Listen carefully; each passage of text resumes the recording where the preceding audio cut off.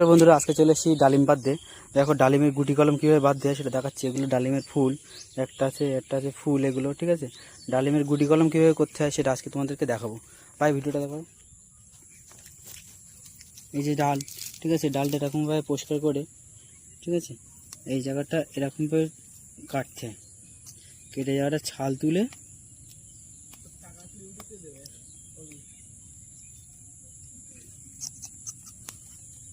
এখান থেকে এই ছালটা তুলে দিলাম।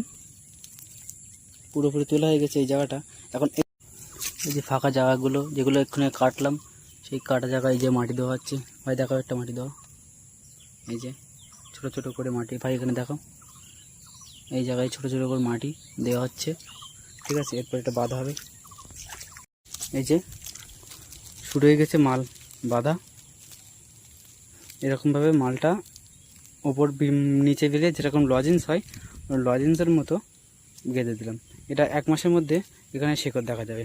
এই যে এগুলো কমপ্লিট হয়ে গেছে বাঁধা, এরকম দেখাচ্ছে।